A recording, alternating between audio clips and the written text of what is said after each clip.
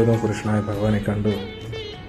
എപ്പോഴും ഓടക്കുഴൽ വായിക്കുന്ന ആ ഉണ്ണിക്കണ്ണനെ ശംഖുചക്ര കഥാപത്മത്തോടു കൂടി കാണുകയാണ്.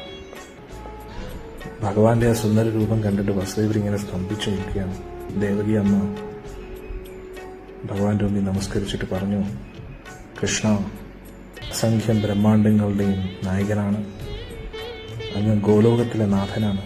ഗർഗഭാഗവത്തിൽ നമുക്ക് ദേവകിയും വസുദേവരുടെയും അതിൽ ഭഗവാൻ കൃഷ്ണനെ തന്നെ സ്തുതിക്കുന്നത്. കാരണം ഇവര് സാധാരണ വ്യക്തികളല്ല, ഭഗവാന്റെ നിത്യപാർഷദരാണ് നമ്മൾ മനസ്സിലാക്കണം. ഭഗവാന്റെ ഒരു ലോകമുണ്ട്, ഗോലോകമുണ്ട് എന്നെല്ലാം അറിയാം. കാരണം അവർ വരുന്നത് എവിടെ നിന്നാണ്.